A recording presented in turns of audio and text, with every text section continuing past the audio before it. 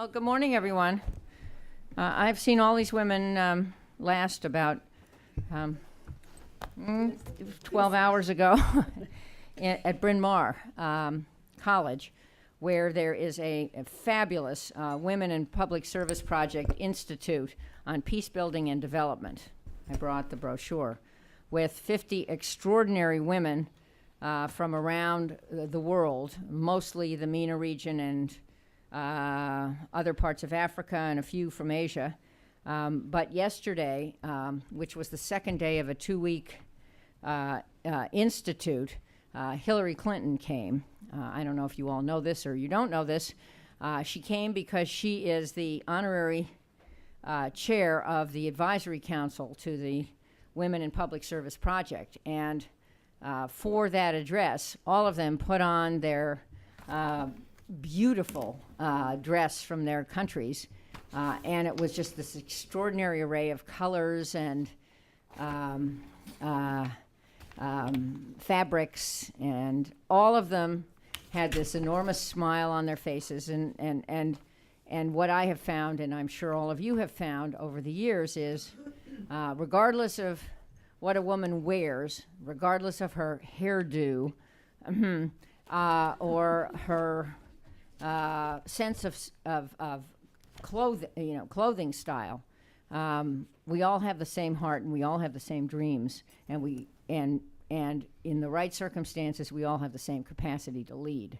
So that was something that was occurring to me yesterday as I saw this enormous array of colors, and Hillary Clinton was extraordinary, talking about women and their aspirations, our aspirations to lead, and the iconic thing that she said, which to her is obvious, I think it is to me too, that women's rights are human rights and human rights are women's rights. And in fact, she talked about little girls and little boys too, and how they also have rights. So it was an amazing day. And these women, whom you'll hear from in a moment, were all there. They were part of a panel at noon on the Middle East, and that was the warm-up act to today. And I think you're in for a treat.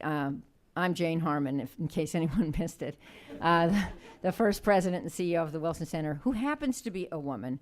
And I'm very proud of the platforms we have here that showcase women. And of course, the grandmother platform is the Middle East Project, headed so ably by Hala Esfandiari. And it has been here for quite a while, and I know I saw a statistic here that was stunning to me. Here it is. Today's event will mark the Middle East program's 129th meeting on gender since its founding in 1998. That is quite extraordinary.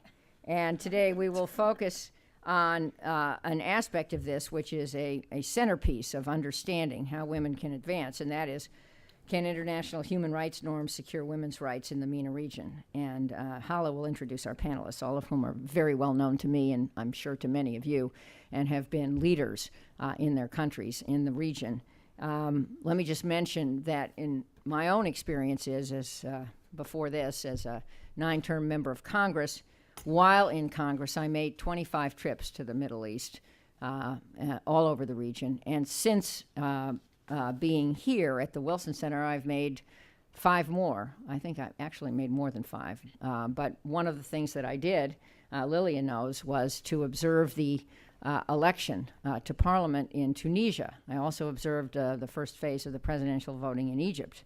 And one election does not make a transition to democracy, but elections matter. And the fact that in Tunisia in particular, that election resulted in women holding office. There have been, we'll hear the sequel to this, but nonetheless was important. And I know one of the things that will be discussed is election laws and how it is that women can advance.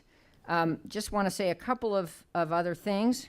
There is both reason for hope and concern in the region. Everyone understands this. Women were on the front lines of the Arab Spring, making their voices heard across Egypt, Yemen, Libya, Tunisia, and elsewhere. It was a moving sight, which I saw firsthand.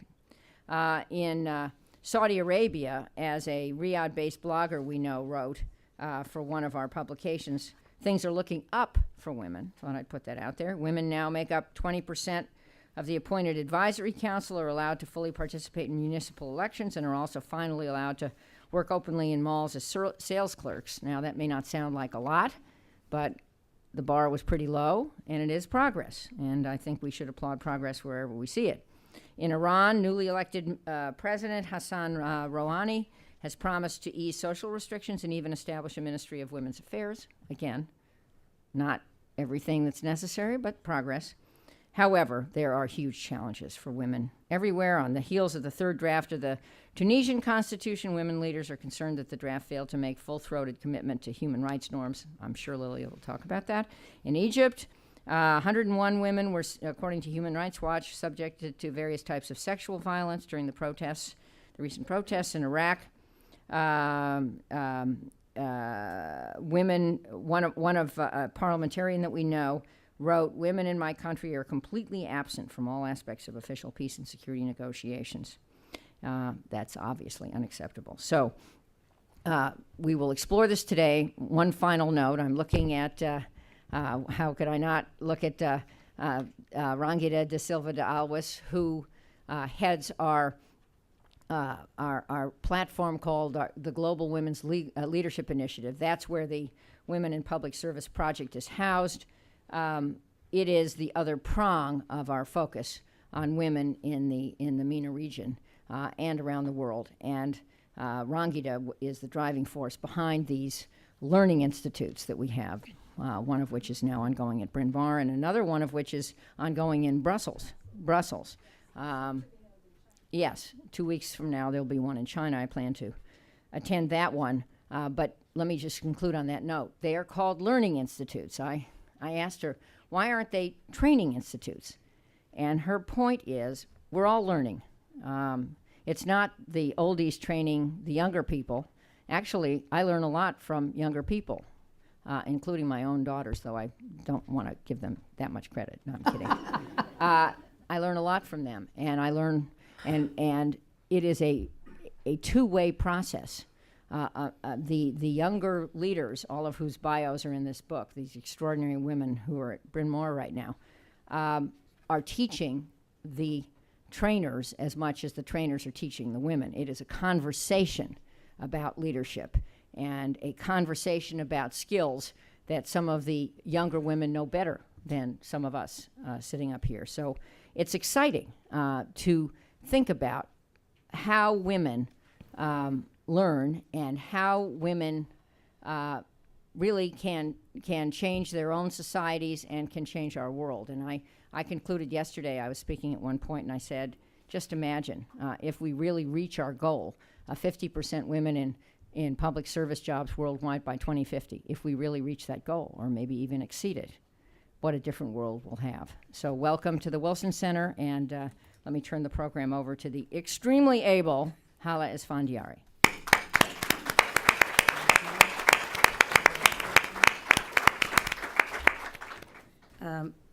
Thank you very much, Jane. You have been, are, and will be an inspiration to all of us, not only at the center, but those of you who come to our meetings and listen to Jane.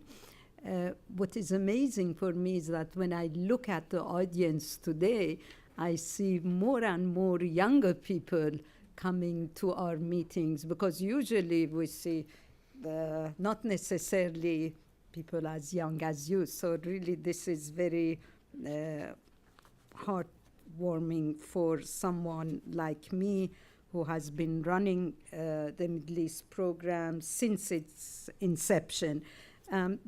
Today's meeting really is a joint effort, joint program between the Global Women's Leadership Initiative and also the Environmental Change and Security Program and the Global Health Initiative at the Woodrow Wilson Center.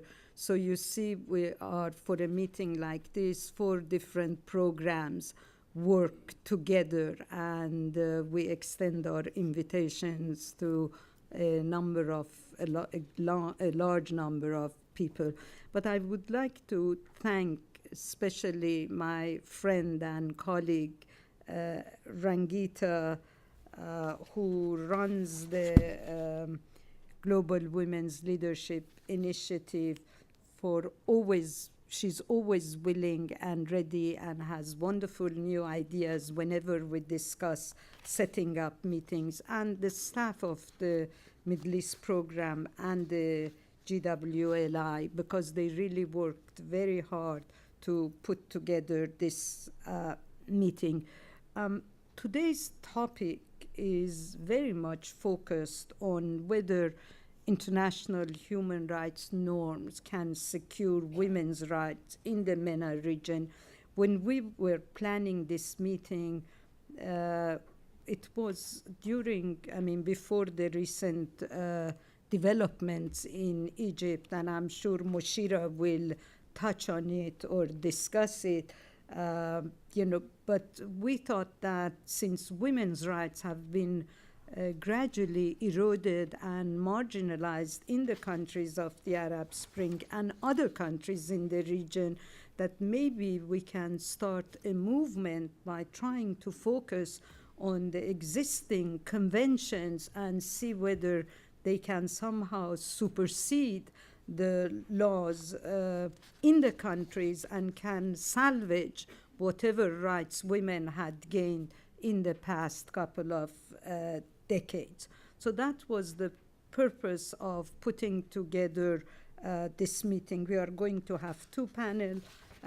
This is the first panel is going to be, I'll start with Moshira Khattab. She's a former public policy scholar at the center, former Egyptian ambassador to South Africa and the Czech and Slovak republics, and former Ministry of Family and Population in Egypt. But I would always say her biggest achievement was being the architect of criminalizing female genital mutilation, and also one of the drafters of the Convention for the Children's Right. Lilia Labidi is currently a visiting research professor at the Middle East Institute, National University of Singapore. She's a former Minister of Women's Affairs in Tunisia and former fellow at the Woodrow Wilson Center. To my right, Fatma Speiti Qasim is a visiting scholar at the Institute for Research on Women and Gender at Columbia University and former director of UN ESQUA Center for Women based in Beirut. We all go back a decade at least, if not longer. We first started working on Iraqi women parliamentarian, dealing with the first group of Iraqi parliamentarian after the fall of Saddam. I'm going to start with Fatima and ask her to give us an overview of the region. Where do we stand today? I start by thanking you, the Woodrow Wilson. We go a long way back. Holly, Jane, Rangita, for asking me to come here and to speak to this distinguished audience. I won't be long. I'm just going to show you women holding the world. That's what we are. And I had prepared my talking remarks by starting to say that women's rights are human rights, but Hillary Clinton and many others, the Beijing Platform for Action actually focuses on this. Women's rights are human rights, and human rights are women's rights. And this is very, very important. And this is why this panel is very important. Women have really advanced. We can't say, I'm talking about the women in the Arab region and the MENA region. We are 22 countries. And this is my area of expertise, actually. Since 1975, with the UN Decade for Women, we had 4 World Conferences on Women, which raised gender awareness worldwide. And these conferences were associated, combined with instruments frameworks for women where gender discrimination or discrimination against women can be eliminated. We have the CEDAW, which is the Convention on Elimination of Discrimination Against Women. We have, which was adopted in 1979. We have the Beijing Platform for Action, is another framework which sets the quotas 30%. Each one has a positive push for women. You have the Security Council Resolution 1325, which deals with women's role in building peace building. And this was a really very important resolution. It's the first resolution adopted by the Security Council addressing women. And this is really a landmark, it's a hallmark. And then you have violence against women and girls.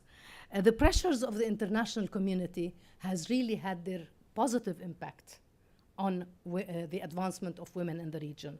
So if you will, I can say that education has improved. Illiteracy, these are some of the achievements and successes of CEDAW and women's rights.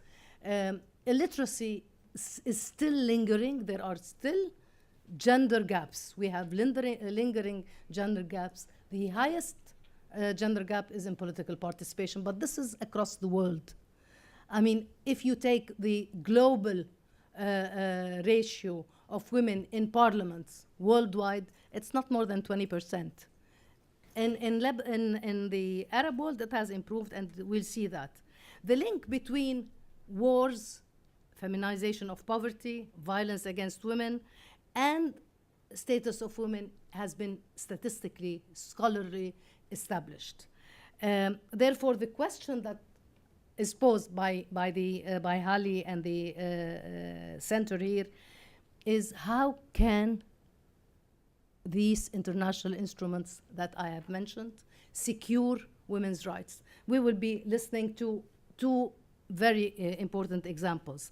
But in the meantime, let's look at the adult illiteracy rate. This is the literacy rate, but it shows you that women, like 50% in the Arab world of women over the age of 15 are still illiterate. Of course, there is diversity. Women are across the countries. In the same country, there's wide disparities across each of the countries. But you will see that the highest illiteracy rate is in Morocco, in Yemen. These are and in the least developed countries like Mauritania, Somalia, Djibouti, and Comoros. In employment, we always link education to employment. So when education, the rate of literacy rises, you will see that women join the labor force much more visibly. But we're still, on average, and these are global averages, you will see the pie, it's 22% of women are in the labor force. In female parliamentary representation, and I have compiled here a comparison between 2010, which is immediately before the Arab uprisings. I don't like to call it Arab Spring because we don't know, and we still don't know in which season we are. So it could be the Arab Fall for all we know. You will notice that if you look at the chart, I don't know if it's visible. For example, in Algeria, between December 2010 and April 2013, the percentage of women, the share of women in parliaments grew from 7.7 to 31.6. Now, I'll jump to Saudi Arabia. Jane mentioned the important jump there, from 0% to 19.9% in Saudi Arabia. These women, 30 women, have been appointed. True, but it is a step in the right direction, and we encourage this. So you will see that, for example, in Iraq, because there's a quota, it's 25%. So this is the importance of quota for parliaments, for representation in parliaments. But women can perform at any level. political participation is not limited to women in parliaments. You can be at the municipal level, you can be at any level. At the civil society is very important. Now, women, you will look at the women in Arab parliaments, and you will see that it's 15.6% of women are now in parliaments. In, a year ago, before the Arab, they were less than 10%. With the quotas, this has increased. So I like to look at things, looking at the cup as half full or half empty. We have to have a positive view. Okay, so things are improving. Social change does not come overnight. So we need to be very particular about this. Okay, these gains demonstrate that with the help of international instruments, Arab women advanced. But with wars and the influence on wars, you will see that violence against women increased. You will see that there is a rollback. And I'm talking about the countries that have passed through this period since 2011, Egypt, Tunisia, Syria, Bahrain, Iraq, Yemen, all these people, Libya. Numbers are important, but one has to go beyond numbers. There is some sort of a storytelling that goes beyond numbers. Okay, they have improved, but what else? I will not take much of your time because I would like to finish with examples, concrete examples. This is an overview of the region, what I've given. We know and we believe, being a UN international civil servant, I know that we have visible and tangible impact on the lives of women. This has improved, but there's still a lot to be done.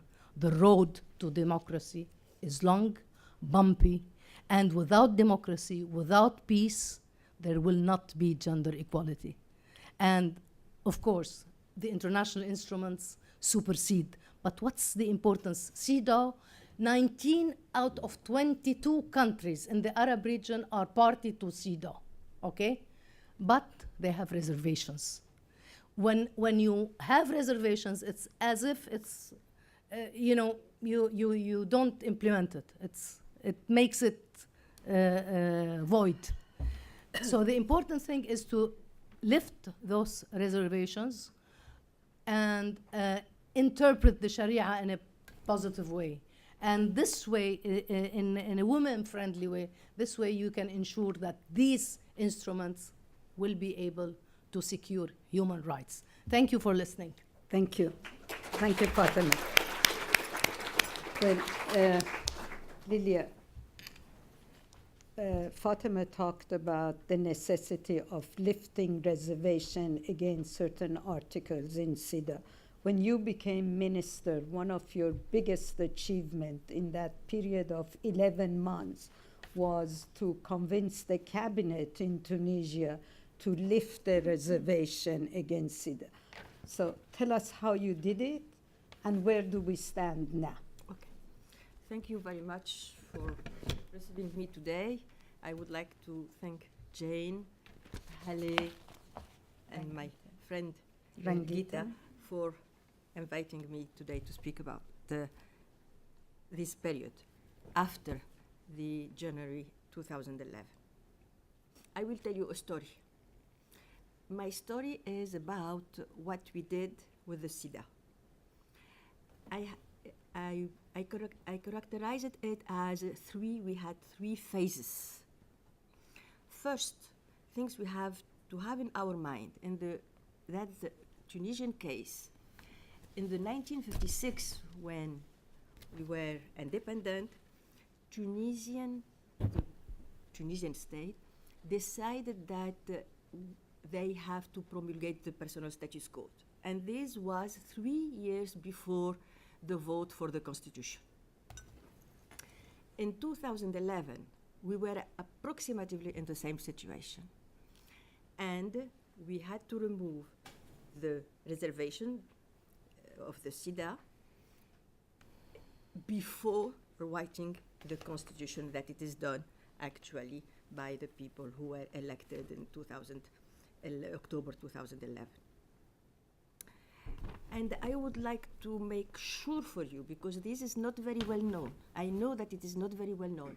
We don't have so many articles or books about it, is that women were really involved in the struggle against colonialism and for their rights between 1930s until the independence. And we have a lot now, several works were done. And during the revolution, quote unquote, I know that we are having a little discussion about it, women were really involved in the revolution. And unfortunately, the media do not translate it and do not report it as a contribution. And the result of this is that they create a masculine hero and not at all looking at women. So this is my introduction. The first phase, stage of this, the lifting of the reservation by the transitional government following the fall of Ben Ali wasn't, first we didn't do it as an administrative act. I didn't want it. I said we should implicate women through the whole country. And we succeeded to do it with really a small number of people and resources, etc. And we had two programs about this to discuss this lifting this reservation. We had a program that it calls Economy of Solidarity for Women, and the second one was the Culture of Citizenship and Democracy. And discussing these two topics with the women through the all countries, the conclusion was we needed to lift the reservation. In parallel, we had a commission of lawyers, women who were involved in all these debates, who were looking at the all kind of codes to change it, and among them the lifting. Donc it wasn't a decision of a Ministry of Women's Affairs alone because she is feminist or this or that. Not at all. We didn't really want it to have that this could happen again. Because we are in the culture, what we don't know probably enough is that in Tunisia we are in the culture of reformism, and the reformism, it's elitist culture where the people who know decide for those who do not know. And we wanted to avoid this. This is one thing. Donc we did this work among the society. In parallel, we did something also. I don't know if you know that in Tunisia, for example, since 1981, women were not allowed to wear the hijab in the public institutions. And this also was removed. And then we did two things that we consider that it was important in Tunisia. It isn't my work, but it was the work of the government also. Donc, but we didn't have any criticism, and women were really involved in parallel. The feminist movement, the NGO, etc., were demonstrating, organizing demonstration, sending message through the internet, Facebook, etc., etc. And suddenly, Suad Abdelrahim, I don't know if you know her name, Suad Abdelrahim was the only woman who was running for, not the only woman, she was the head of the list, the only woman head of the list running for the Nahda party. Mm. And suddenly, she did small criticism, saying that, no, it's not good why we did this. But it was really very, very small, and it wasn't, and the media didn't keep discussing her comment on this. And she succeeded in the election. And immediately after the election, she had an interview, and she was asked about the children born outside the marriage. And then she did a big mistake. She said, no, no, no, no, no. What's this story? We can't do this. We can't legalize this. We don't have women who are in this context could have rights, etc. And I think this, she had really, she was zero problem during the whole campaign. And she won the election with 20,000 votes, more than the president, the actual president. The president actually won the election with 7,000 only. She won with 28,500. But with this mistake about this child born outside the marriage, etc., she lost all the credit, and she became to be criticized, and a feminist and human rights militants, activists, etc., were concerned, and we had a big debate about it. I have to say another thing. Ghannouchi, the president of the Nahda movement, supported a little bit her position, even without knowing her at all. What he said, polygamy, yes, it's a problem. We should have a law for polygamy, against polygamy, in the cases where this has create problems inside the family. But in the case of these children born outside the marriage, we should use the kafala. The kafala, it's a traditional, it's an Islamic law where the child could not benefit from having the name of the father or inherit of his family. Donc this was also a problem for the civil society, for feminists, etc. Now, if we go quickly to the second stage, because I'm sure that she will call me. Alors, the second stage was also bizarre. In the constitution, they had different groups, etc. And suddenly, we learn through a woman from Takatel, who is a secularist movement, which is a secularist movement. She wrote and she said, there is a danger about the constitution.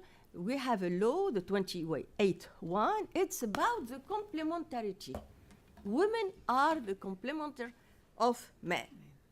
And this, we could understand.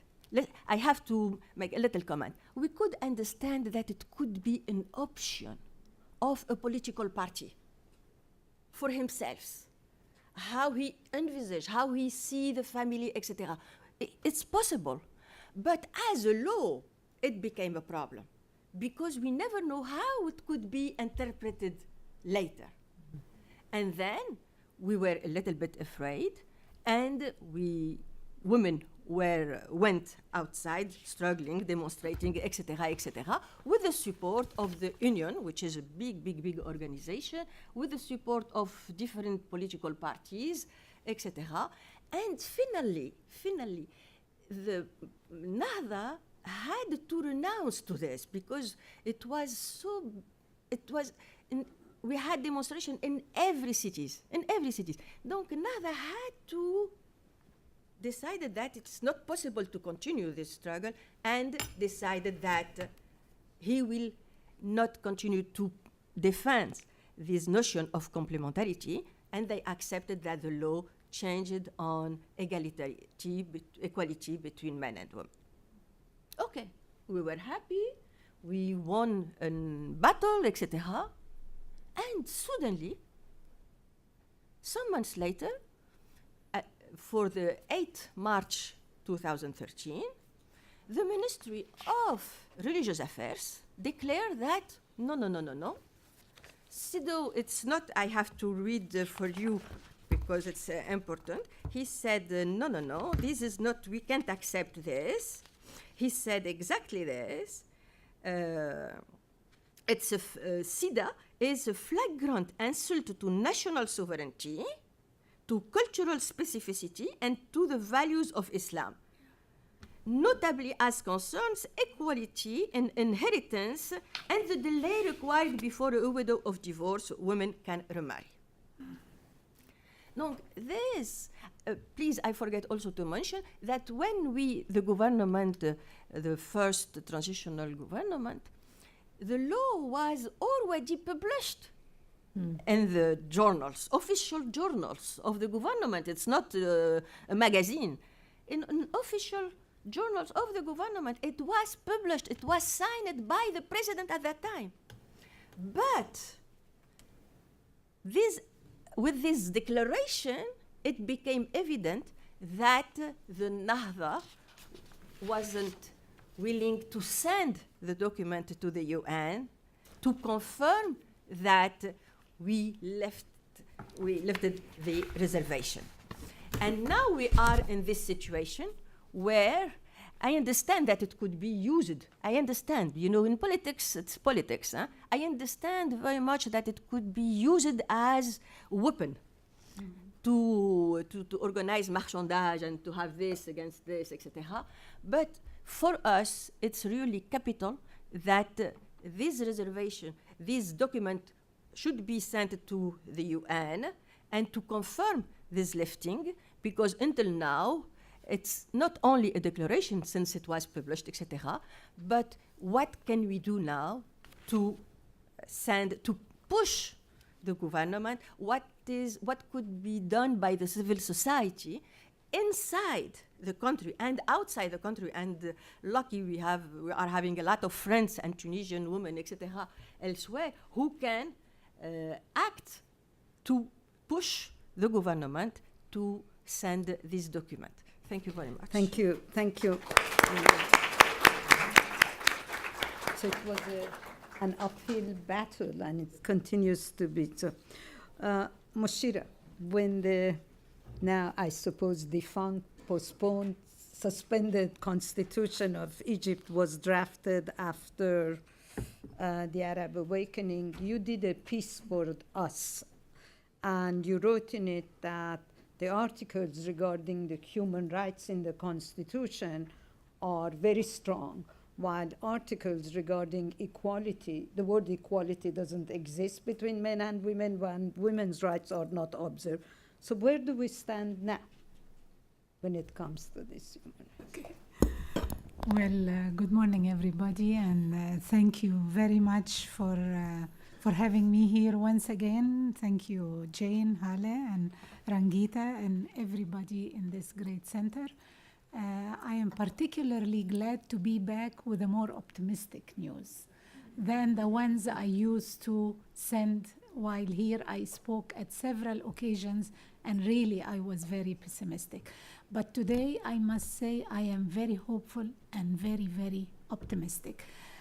I'm going to answer the very specific question that Hale put to me, and I want to say the reason why I'm optimistic is that as we speak, because of the commitment of young women and men, the defenders of human rights in Egypt are winning once again.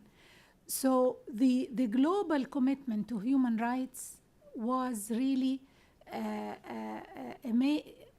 it's now a yardstick. Nobody can say it's undisputable. But what we have seen in Egypt over the last 2 years, and so maybe 2 years and a half, it was really very, very worrying. Now the situation has changed, and changed dramatically. I must say that today Hala drew my attention that the National Council for Women in Egypt has issued a statement protesting against the bias of some Western media in portraying what's happening in Egypt. And I hope that what I am going to say is going to correct the image or the signals, the messages that come from Egypt. We have, I am sure you've seen on television, over 30 million Egyptians went out in the street asking to correct the path of the revolution that they had launched 2 years and a half back. And I think that they are winning their battle, and a stronger commitment to human rights norms is falling into place. what I'm going to speak about is why there is a global commitment to human rights norms, and answer the question, can human rights norms really ensure the rights of women? Where were we in Egypt with the 1971 constitution, and where were we with the 2012 constitution that was drafted by an Islamist-led constitutional committee? And where are we now after this constitution has been suspended? I wished it would have been deleted altogether, because it was a very bad constitution. There is no time to talk about it. I will only talk about women in these constitutions and human rights norms and how they are looked at. I'm sure you agree with me that what happens in Egypt will determine the fate of the entire region, if not the Islamic world and the world at large. We have seen really over the last 2 years and a half systematic attack on international human rights norms. And like Lilia said exactly, they were a violation of our culture and violation of our religion. And certain examples were given to send this message. The attack was especially on CEDAW, the Convention on the Elimination of All Forms of Discrimination Against Women, and the Convention on the Rights of the Child. Despite the fact that these two conventions are offshoots of the Universal Declaration of Human Rights, and they ensure the same core rights like any other human rights convention. The Convention Against Torture, racial discrimination, forced disappearance, all human rights convention. But because these two conventions were dealing with women and children, and when it comes to children, it comes again the chauvinist attitude, they were under severe attack. So this continued for some times, and we could see the new constitution moving away from Egypt's commitment. And I'm sure you followed the letter that the High Commissioner for Human Rights sent to President Morsi then, expressing serious concerns at the draft constitution. The worry was about the international guarantees of women's and children's rights in the Constitution. Because if we lose these guarantees, then at the national level, women and children will be at the mercy of those in power. But the global community have agreed that international human rights conventions are at an elevated level, and states are committed to harmonize their national legislation with these international conventions. These conventions provide a global comprehensive strategy for the protection of human rights, and they contain the bare or the irreducible minimum that no national legislation can go below. So really, this was a great concern to see what is the commitment of the state towards these standards.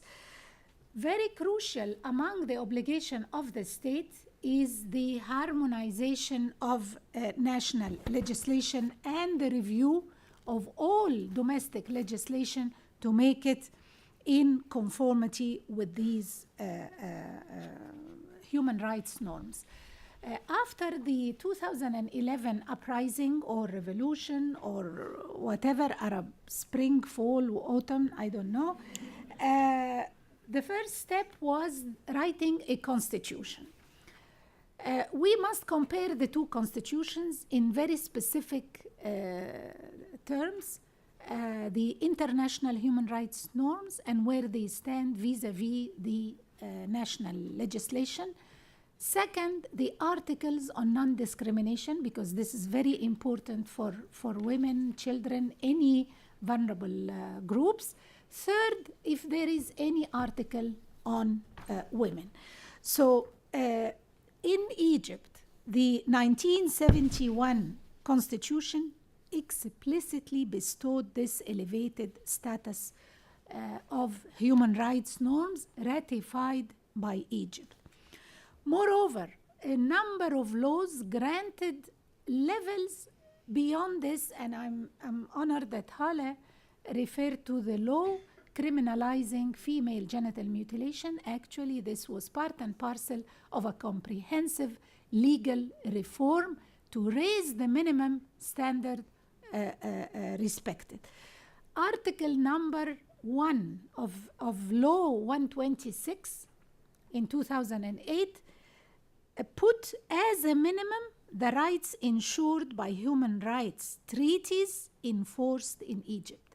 So even if there was any defect in any Egyptian law, any citizen could go to Egyptian courts and claim the rights in these international agreements. This provision consolidates rights guarantees and raise the ceiling, and also set the precedent for subsequent laws. The penal code was amended, the civil status law, and the new law on anti-trafficking.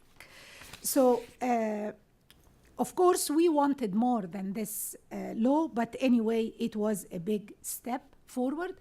All reservations on the Convention on the Rights of the Child were removed, and reservation on CEDAW, Article number 9, paragraph 2, was also removed. So actually, there was a démarche to ensure better respect for women's rights.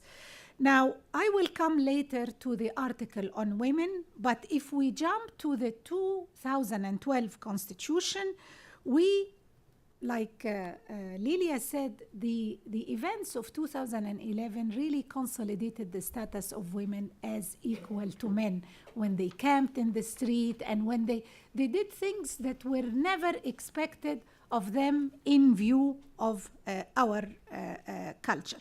But a paradox emerged.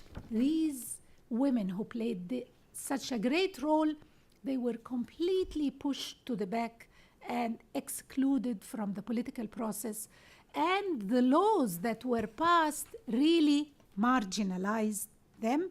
And we have seen a process of writing a constitution that excluded women, and the result was a deformed or a born dead constitution. To jump quickly, Hale mentioned that I said the Constitution was strong on human rights. The rhetoric was strong, but if you look closer, the Constitution had no human rights approach. It did not prioritize human rights. I don't want to take time in this because I know Hala will jump in a minute, but really the Constitution was void when it comes to women's rights. To give you just one example, talking gestures to human rights here and there, but no real guarantees of human rights. Worst of all, and forgive me for saying that, the Constitution bestowed a vague role on religion and puts clerics over legislators. And this was very dangerous for women, knowing the position of the religious Islamists vis-a-vis women's rights. So also very bad, the Constitution deleted the explicit prohibition of discrimination on the basis of sex, religion, political belief, or whatever, which was a tenet of all constitutions, including the 1971 Constitution.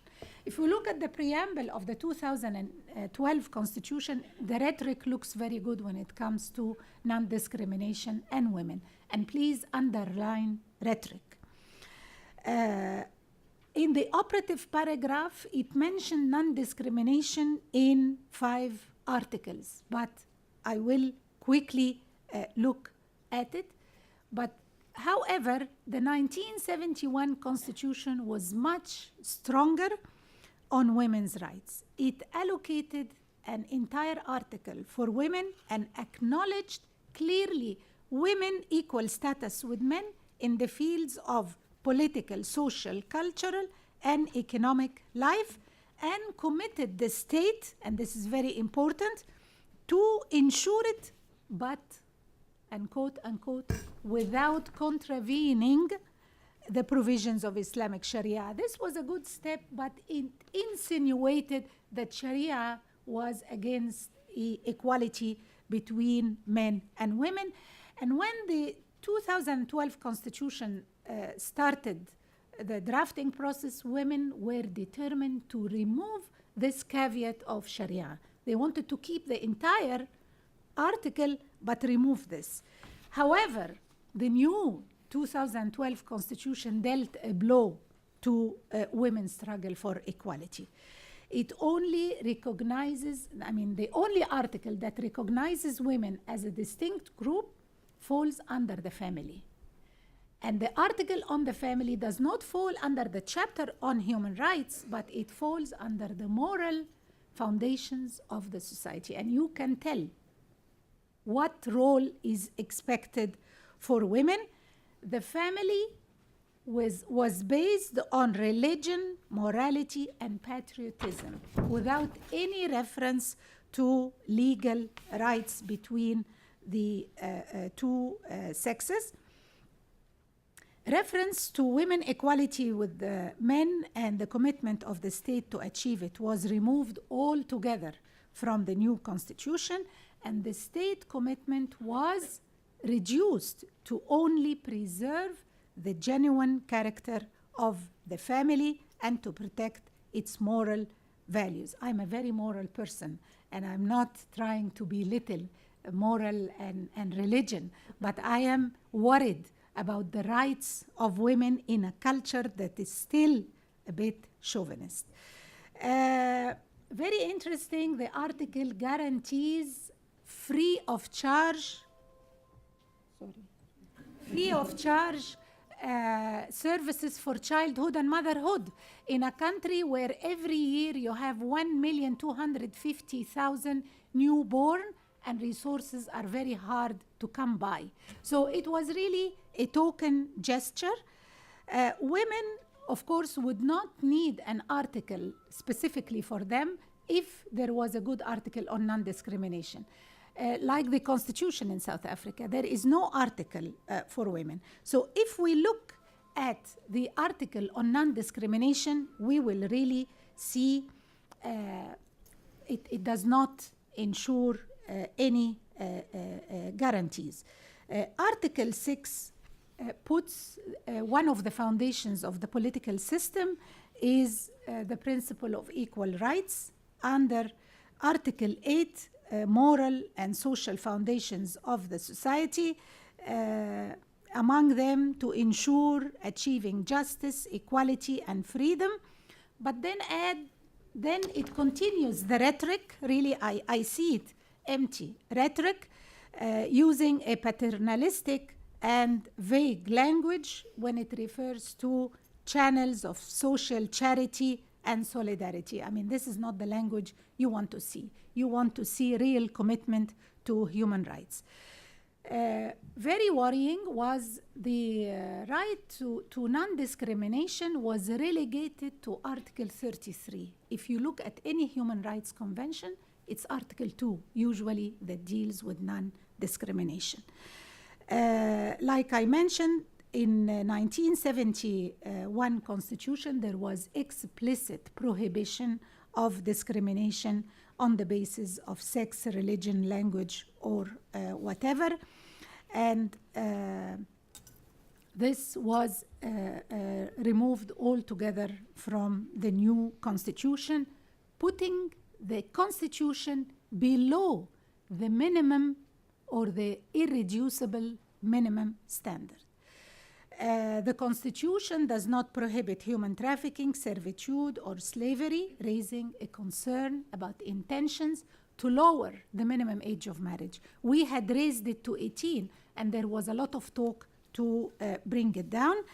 I spoke about the vague role of Sharia in the Constitution. There were many references. For the sake of time, I will not deal with it. Also, children's rights were really, they picked certain rights and they did not put a comprehensive reference to children's rights. They did not speak about the right of the child to be heard or the right of the child to be protected from violence. They chose certain rights to refer to, and the whole thing of child's rights were put under economic rights, even though the article speaks about the right to identity, which is a civil right.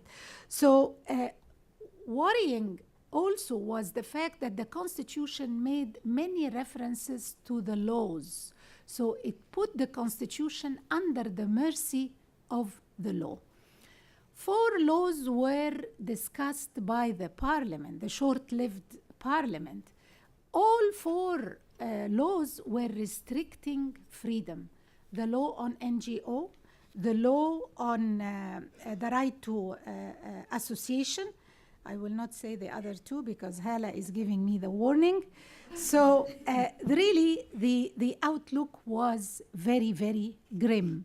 But as we speak, Egyptians are given a second chance. And I am really very proud of where we are now. And I like to close by this, that as we speak, the vice president is a Nobel laureate. Mohammed al-Baradei is appointed as vice president. He was the inspirator of the uprising in 2011.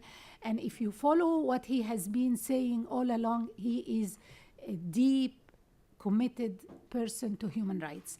So this is a very important safeguard for Egyptians.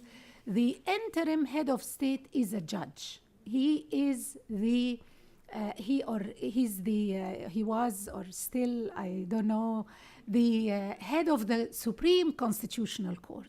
So here we have a person committed to law. We have a civil interim government. I want to echo what the National Council for Women had said about the media, biased handling of the media. You cannot say that Egypt has we want Egypt to go back to civilian government, because we have a civilian government headed by a judge. The vice president is Mohammed al-Baradei. We have a new president who, a new prime minister who is currently forming the cabinet. And this prime minister worked for the United Nations and I think is part of the global movement for human rights. One of the first decisions of the interim president was to appoint a woman as an advisor on women's issues. Before he did any action, he appointed a woman, a human rights activist, Sakina Fouad, a very respectable media person. So really, 2 days ago, we had the constitutional declaration. Of course, it's a very short, but because the law, the 2012 constitution was suspended. If I can give you quick flashes of this constitutional declaration, it restored the clear prohibition of discrimination on the basis of gender, religion, so on and so forth. So this is a very good step. Number 2, it pushed the right to non-discrimination from Article 33 to Article 3 in the Constitutional Declaration, which really gives you an indication of what is happening in Egypt. I will not mention the rest because I love Hala so much and I don't want to really make her angry with me. So I am really very optimistic. And thanks to the young women and men who restored hope that Egypt will honor its commitment under international human rights norms. And we need your support for the people. This is the will of the people. This is the fight of the people for human rights. Thank you. Thank you.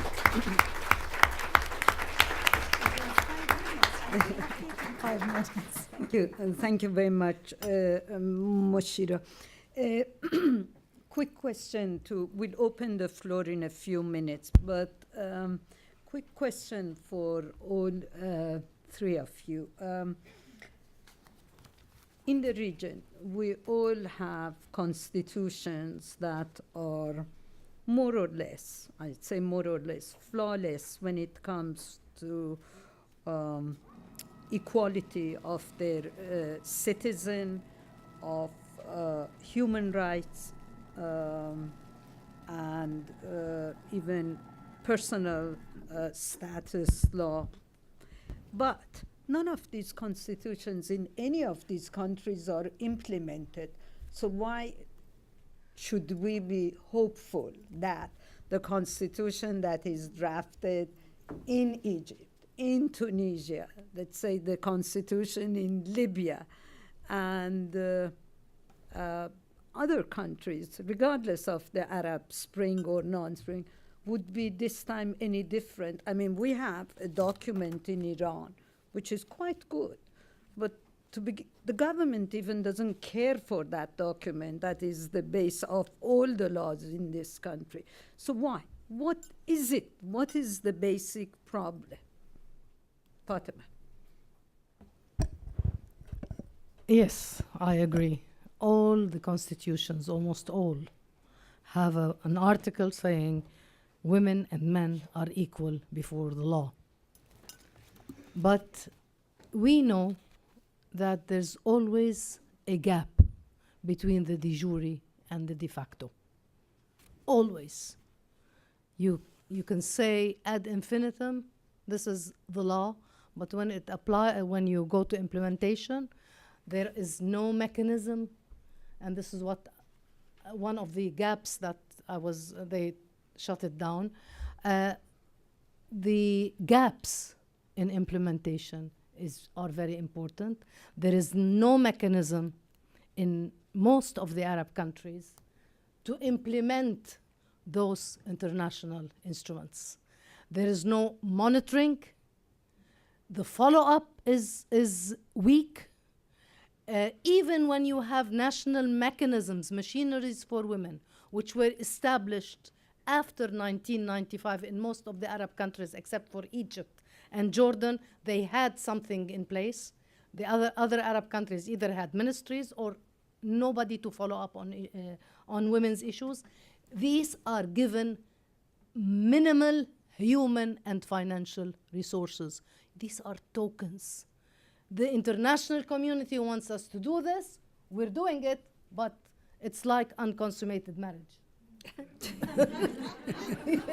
You know? So the only thing to do is for the civil society to work in tandem with the national mechanisms for women to push governments and implement those international instruments. And we have seen, I've been showing success stories, as my colleagues have been talking, success stories in most of the Arab countries. Maybe this will be very important to show how those international instruments, and I'm not putting the hat of the UN, I'm saying that those international instruments are the framework that ensures supremacy of these instruments over national mechanisms. So this is why there is no follow-up, no mechanisms. They are not publicized. In some countries, they are. You go to the streets, and you will find who has heard about CEDAW. Very few people have heard about CEDAW. So the onus is on us to make people aware of their rights to ask for them. Thank you. Oh, mon Dieu. This is a hard question and a painful one. But probably because I have a positive nature, or I will be in breakdown. Donc it's important for me that I have to see a little bit of the sun. Or what I would like to say that what I discovered is that some institutions are really not are token, are they don't represent anything. It's sad to say this, and I don't want you to be depressed as me. You know, when I arrived in these institutions, I was working as I always did, nothing new for me. But the people who were inside were not so happy. They were saying, "We work too much with you." I said, "How it's happened?" They said, "But in the past, we have only 2 activities a year. And with you, we have to work every day." And really, it wasn't easy at all. Donc, I wanted to emphasize on the fact that some institutions, we are in the phases of our history in the region, that we have to think about how we have to implement the institution, how we can evaluate them, who are the people who are working there, are they trained, what kind of training, etc., etc. I think there is a need, but they don't know that there is a need. This is a problem also, you know. People recognize that they have a need when they know, but when they don't know, this is one aspect. The second aspect, we have also to analyze the feminist movements.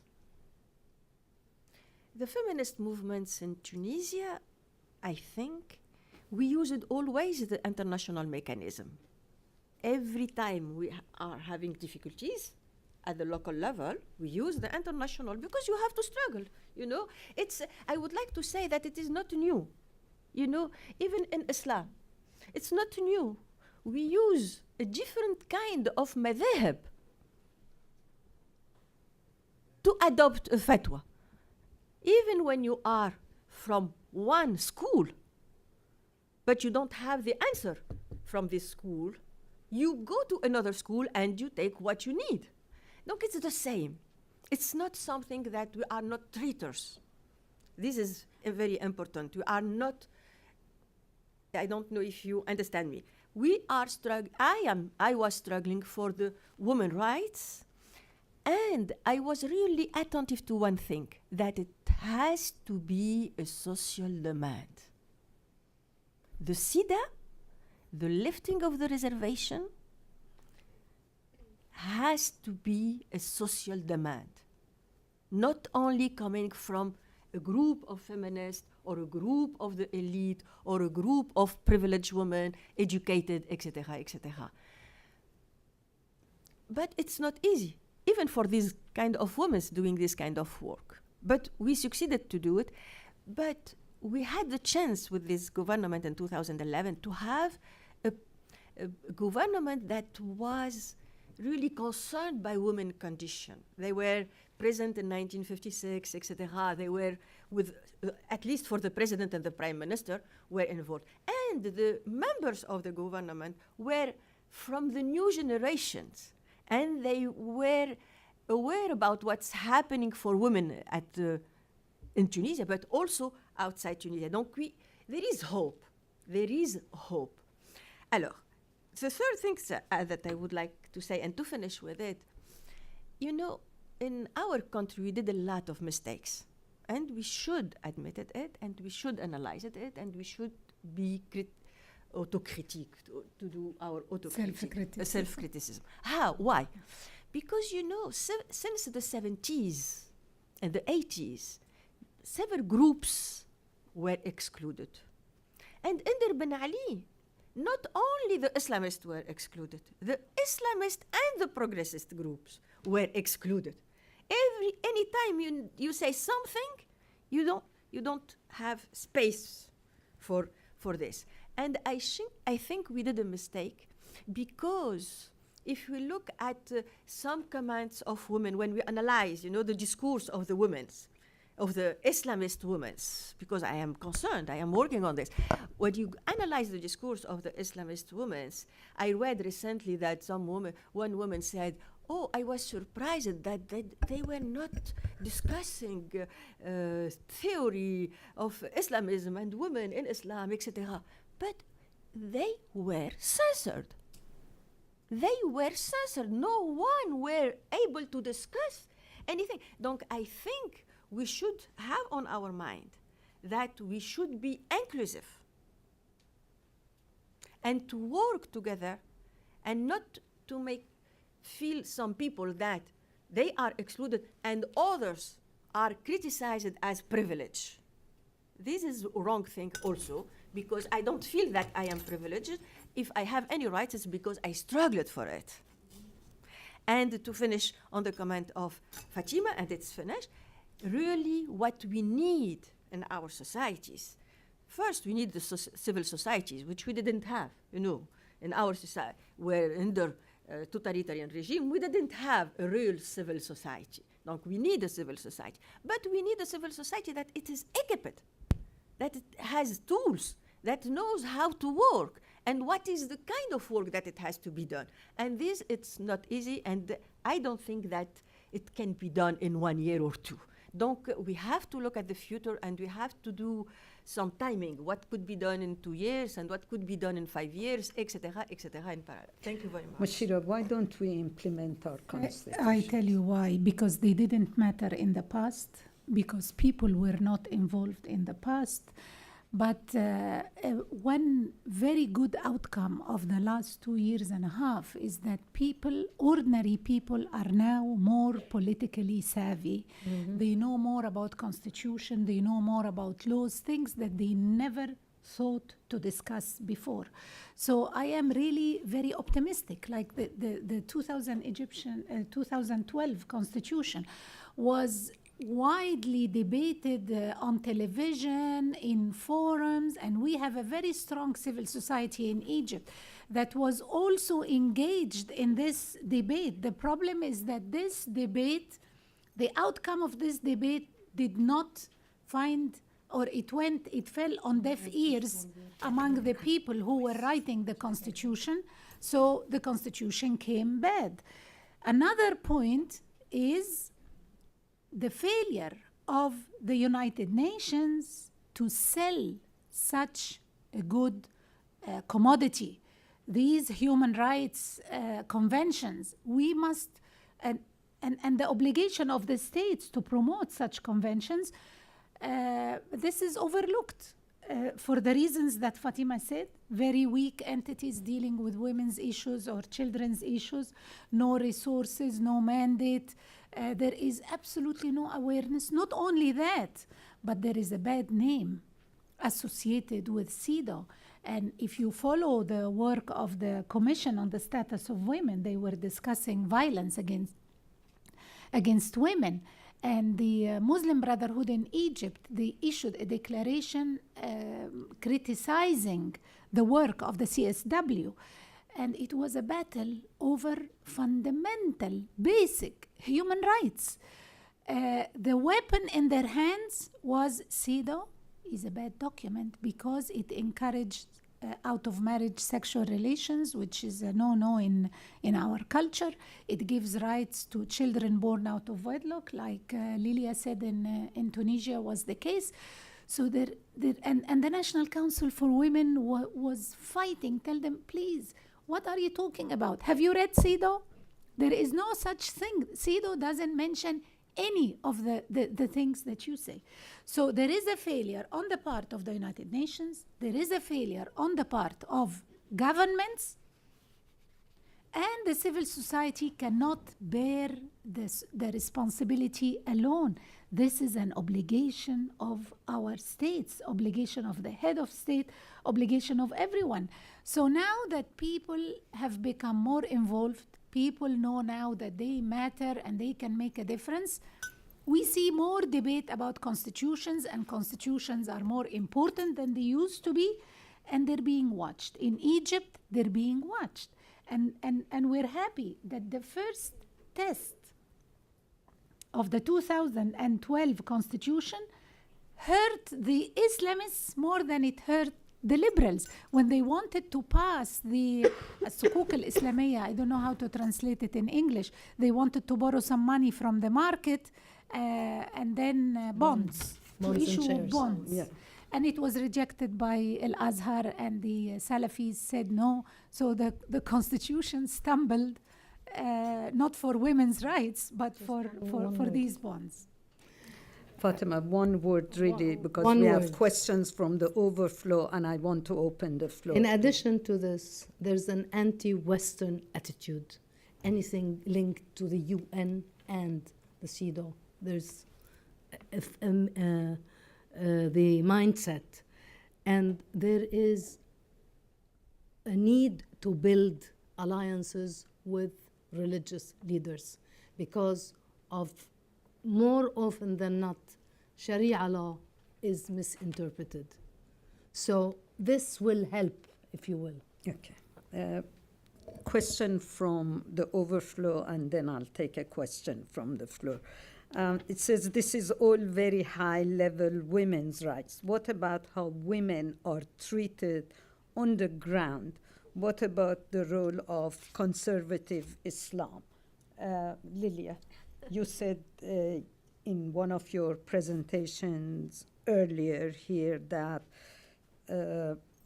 when you took over the portfolio of women's affairs, you were shocked at how little progress had been made when it came to women in the rural area as you traveled.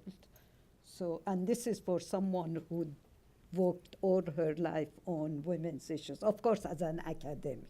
But so Thank you. I think this question. Yeah, I think this is very important. You know, for those who, what you know about the Arab world, it's what's happening in some capitals, and from what the journals and journalists will report. But we don't know enough. Not me exactly, but what we don't know in general is what's happened for women in a rural area. And I will give you an examples. In Tunisia, for example, before I was nominated, I was working on women issues, and I felt that women in rural area were discriminated.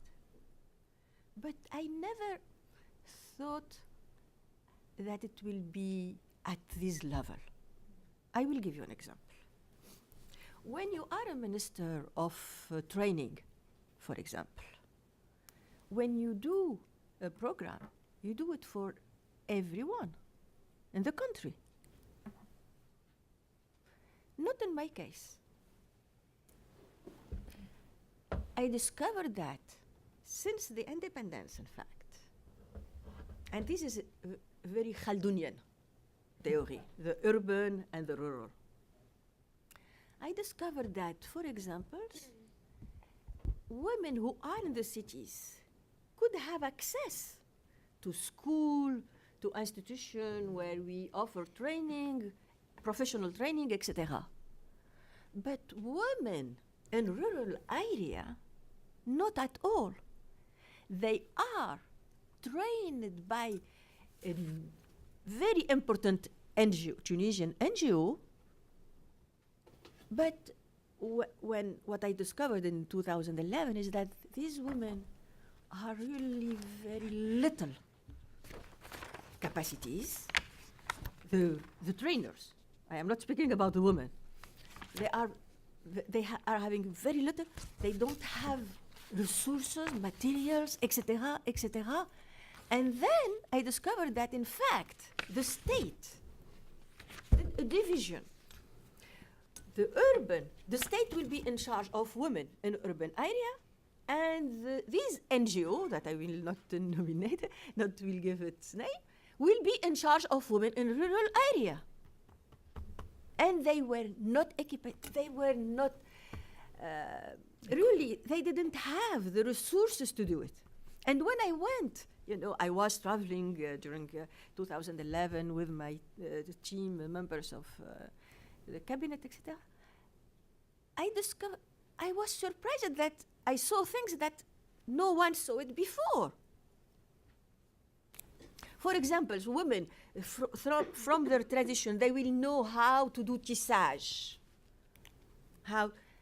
But we try to teach them something else with the person that she does not know anything about. The youth were asking me about internet.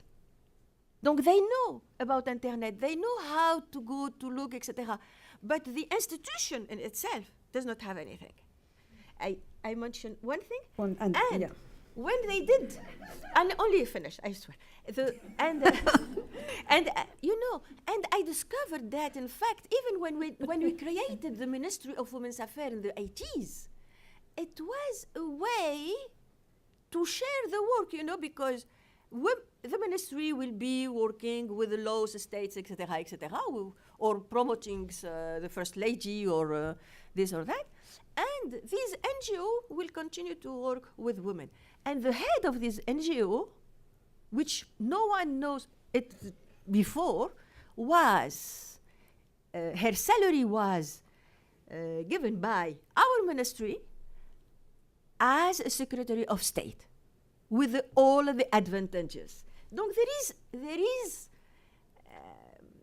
there is something against women, that between women in urban, etc., and women in rural area. And I hope, what I think, with the revolution, it's true that women went out, etc., and something happened that we didn't expect. We have a lot of women educated with diploma, etc., but they were not declared as not employed.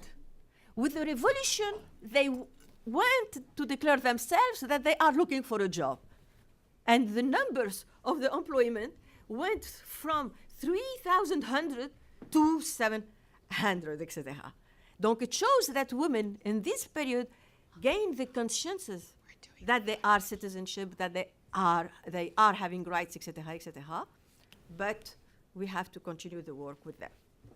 Okay, now I'm opening the floor to your questions, please. No questions? Oh, yes, please, and then Marina. The gentleman in the middle, please. Here. Yeah. You just can pass the mic. Yeah. Okay. Thank you. I'm going to be able to talk in stereo in a moment. Lars Hansen, and I just have, in listening to this, it sounds as though we consider the state and the laws as sort of a separate entity. In fact, in a society, the laws and the state are an element of the society and often reflect the values of society. So in addition to getting the laws, one of the things that seems to have to be addressed is how do you change the cultural, the social norms and standards of hundreds of years within a region that has not yet caught up to where perhaps the Western world is. And so in all the talking about laws, and then we come to the fact they aren't being implemented or executed, sort of being ignored, what I'm not hearing is how do you address the social background? And I'd like to have, open question to anybody. How do you change the culture? It won't happen overnight, but how do you change the culture that's creating a lot of the problems we're seeing? Thank you. Mushira, you want to go? Yes, well, this is really at the, thank you for your question. This is at the heart of the problem, the culture, and how to change it. Actually, you don't want to change the culture. You want to change some norms, some practices. And I think working at the grassroots level and starting by education in general. And the question on conservative Islam is closely linked to that. You use religion to justify violence. You use cultural specificity to justify violence and discrimination. And it's not the constitution as much as the culture of having a constitution It's not much the law as the culture of having a law and respecting the law. And this is really the big obstacle facing the implementation of human rights in many parts of the world. And what Lilia said about women in remote areas, the more vulnerable the person is economically, the more vulnerable they are to oppression and discrimination. And if you can choose one element only, it's education. And I think this is changing now because of the internet, because of the media, social media in general, reaching out to people. People are more aware than before. And if you follow the dynamics in Egypt and see the people who appear on television, very simple people now, they talk about constitution, the right to be equal. So it is really happening, but we need to pay more attention to it, and we need to coordinate the efforts of ministries of education, the media. The media plays a very important role. I mean, independent media. Sometimes you throw words that can change the life of people. And this has to be, and the judiciary. You can be a judge, but you don't believe in that women are equal to men. I mean, if a woman comes to complain that her husband mistreats her, a judge will tell her, don't ruin your house, your children need a father and a mother, just go and put up with it, you should sacrifice. So this is a real challenge, but I think I am optimistic. We're moving in the right direction. Fatima, you want to add something to this? Yeah. Your question is a $1 million question. It's not, social change does not come overnight. It takes a long time. In Europe, it took more than 100 years. We are young states. And changing the mindset, and I agree with what Mushira said, it's not culture. Our culture is very good. It comes from within. It's at the grassroots level. It's the conflation of religion with traditions, with bad traditions, misinterpretations of Islam. And this is what we need to hone on all the time. Work on the mindsets. Go to the rural areas. Spread the word that Islam is not anti-women, but you need to interpret it in a women-friendly way. You use the media. Activism is centered normally at in the capitals, but with the efforts and the collaboration between all institutions, you can make sure that with time, this is a long process, you have to spread a culture of democracy, a culture of peace. And without peace, and our region is in turmoil, you can't ask for more. It takes time. And education is very important. And another thing, one thing that is important, you will notice that in almost all the countries, there's a difference between the south and the north in the countries. And with poverty, religiosity increases. And when religiosity increases, extremism rises, and you're shot. There is a question from the overflow, which somehow fits into this discussion. What role should a general rule of law culture play in developing women's rights? Culture of rule of law. Who wants to go first? I will go if you want. Yes. You know, I come back to this idea of the institution empty. We have institutions who are empty. For example, you know, I was in the institution where we had different kind of groups, directions. Family, children, women, and family affairs. And until I arrived, no one was working with another one. This is strange. They are treating about the same thing. woman is the center of all this. Woman is the center of, related to children, related to family, and women affairs, etc. And no one was working together. And I said, I had a meeting with those who were, and because our ministry was mostly composed by people working for children, because they came from another ministry, because it's how it was created. And they mostly were men, and they were not happy at all to be in the Ministry of Women's Affairs and to have a woman as a minister, etc. in the beginning, they were telling me, we want to leave, we want to leave, we want to leave, we wanted to go back to our Ministry of Origins, we don't want it to be under the Women's Affairs, etc. I had to explain them why, but it's related how the socialization of children, the role that you are promoting, the kind of image, the image that are circulated in books, etc., etc. It's our role. We have to discuss this. They didn't want to understand. And one day I said, okay, please, you want to leave? They said yes. I said, okay, I can defend your case. I will go to the president and I will defend your case. I have all reasons to give them that tomorrow you will be independent from us. And then they said, no. Donc, what does it mean? It's a marchandage. They are asking, in fact, for some other things that probably we didn't see, and etc., etc. Donc, I think really that first, the change is inconscient. We don't do change that it's happen from day to day. It's impossible. It's not because we decided that we have to behave differently tomorrow that we will change. This happens because it's inconscient with us.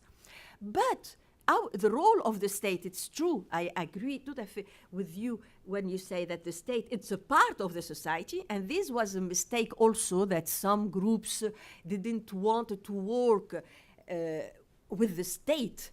When it was the state, why not? It's my state. If I teach at the university, I am working for the state. Donc, why not working even for women's affairs, etc.? I understand. But I think what we should put is, what is our vision for tomorrow? What is our vision? How we want it to be? Sure. What is the models of role of society, not only of role of women, of the couple, of the children, of the society that we wanted to have tomorrow. And these really, in the case of my country today, poor like we are, etc., etc., it will not happen tomorrow unless we have some very high level of leadership, very strong personality who can have this power to circulate and to speak freely with the population. Yes, then yes. If we compare with what's happened during the 50s and the 60s in Tunisia, we know that the role of Bourguiba was really very important, and we need something like this, and until now I don't see it really. Mushira, if I can the just rule add, of Mushira, rule of law. law culture. Yeah, rule of law is crucial, is really what we are fighting for now at all levels. I'll give you one example of impunity that simply washes away the rule of law. If a father rapes the girl, his own daughter, the law will not be applied. So it's not only the impunity of the police in certain places, and we have to have the rule of law. Only when it comes to women, the rule of law must not be questioned or must not be watered down by culture or religion. And again, I go back to education. If we want to establish a culture that respects and defends the rule of law, we have to start by education. The role of the civil society is very important, because this is the watchdog on the implementation by the law. And this is the rule of law is the big slogan now in the countries of North Africa that are witnessing the uprising. We are calling for accountability of everyone and the rule of law. Thank you. Marina, I just wait. Marina Otta with the Wilson Center, and Mushira, welcome back. I want to start out from something that you said, but ask a somewhat broader question. I wish, in a sense, that I could share your optimism about the situation in Egypt now, and particularly about what you said about the constitutional declaration that was just issued. Because while, it's certainly true what you said about the statements on rights and so on, that constitutional declaration also incorporates the two articles on Sharia, not only on Sharia, but also on the fact that Sharia means the interpretation of certain Sunni schools of Sharia, which is, of course, extremely discriminatory against everybody else. And if I understand that article was put in there to try and keep Islamists in the process, in other words, not to discriminate against Islamists.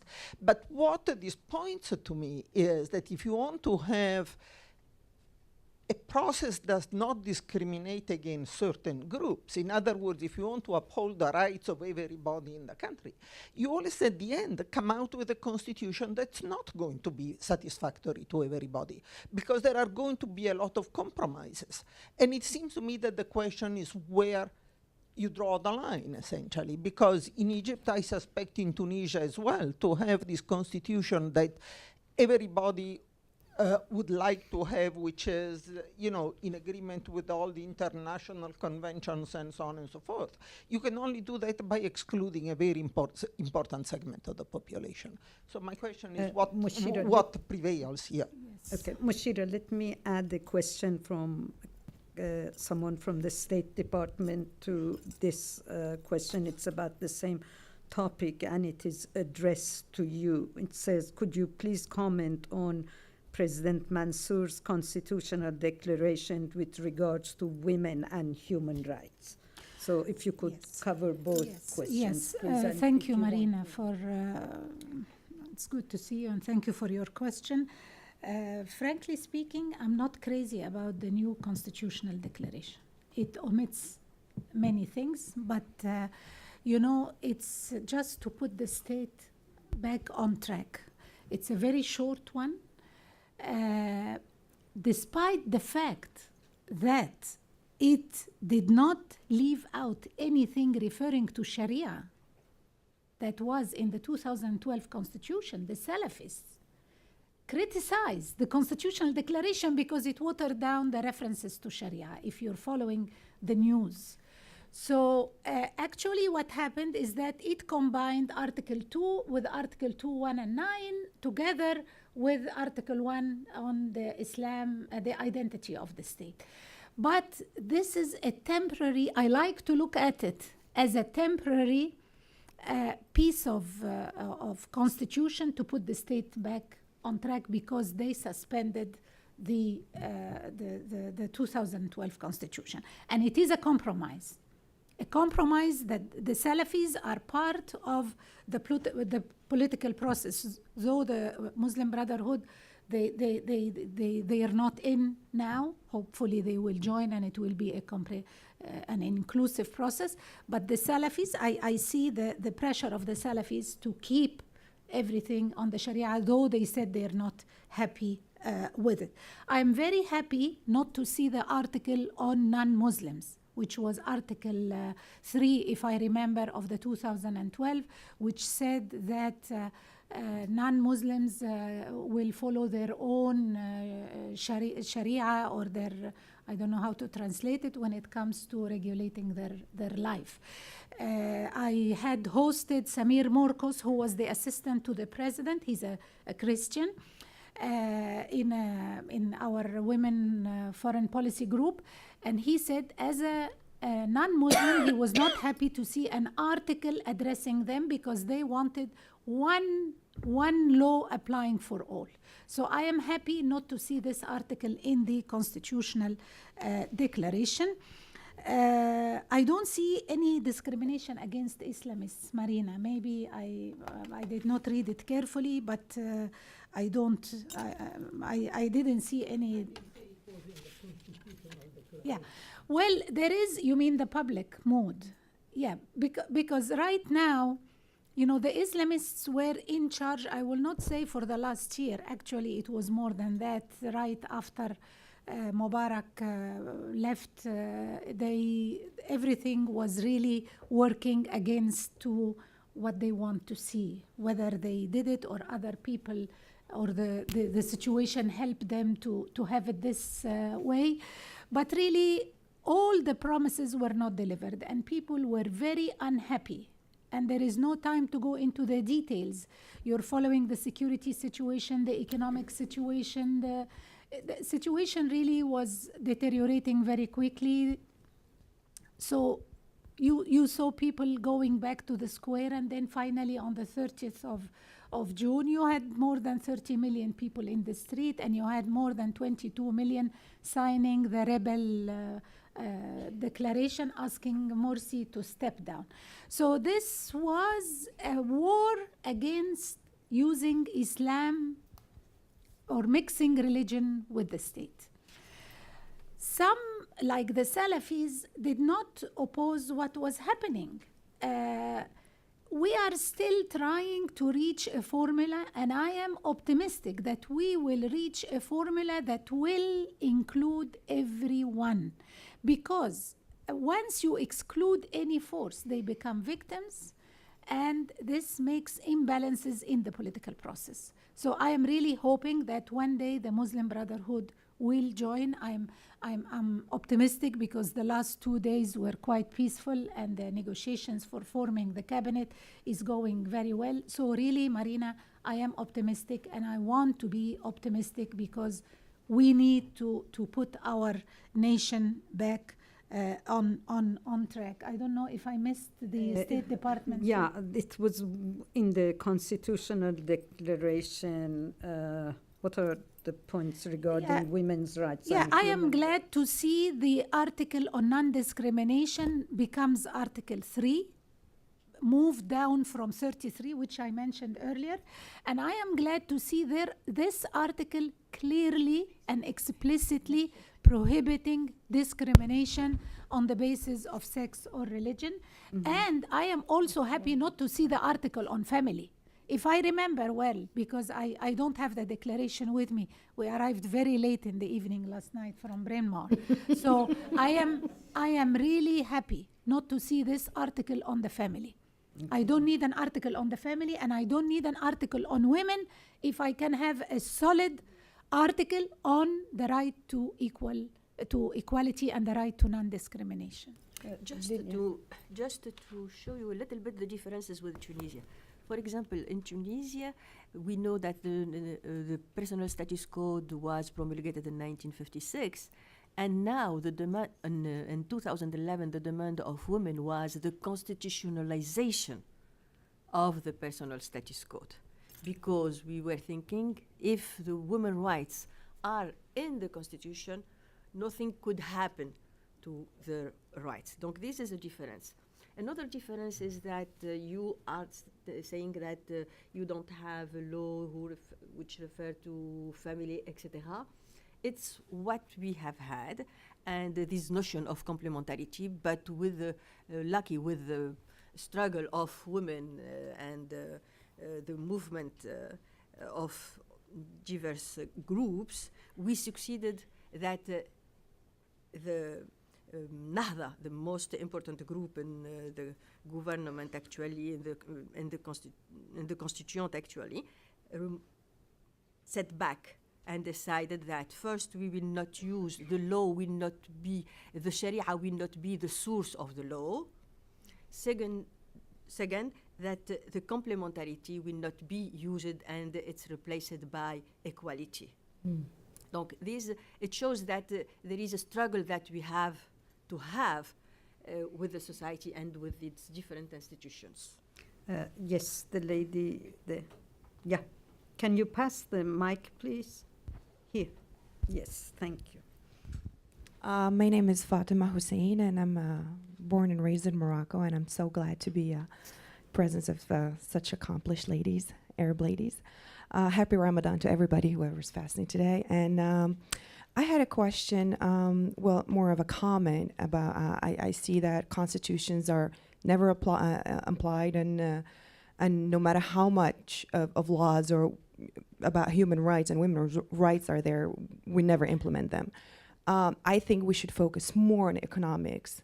When you go to the Atlas Mountains or the Sahara Desert, I mean, there are women that live there. They're never concerned about their rights if they get beaten every day. They're concerned about the well-off of the family. They need food on the table. So the more we focus on economy and bettering people's lives, I think then women will be more interested in preserving their human rights or their women's rights.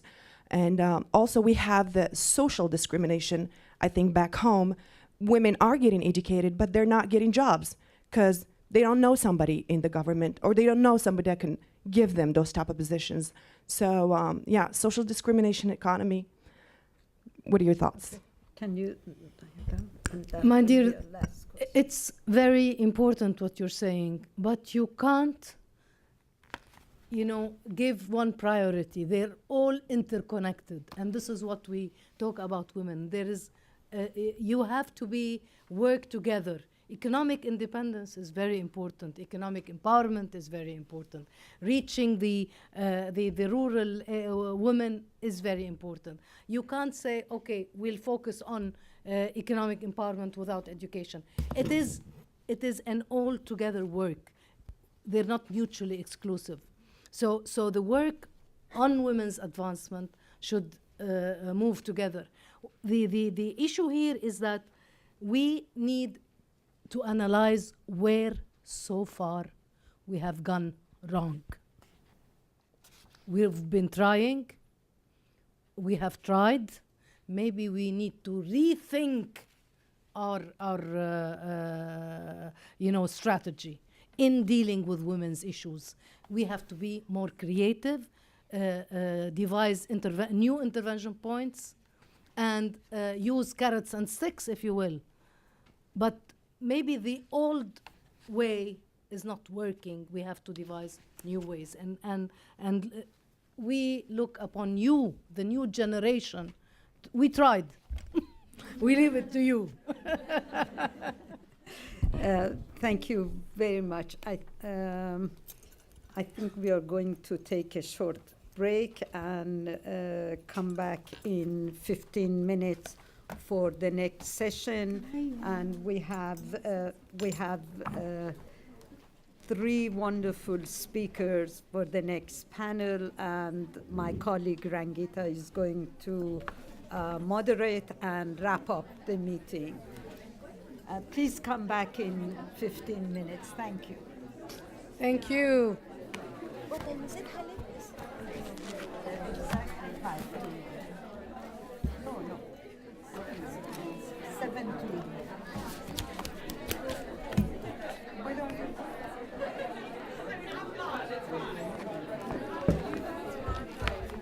Hi.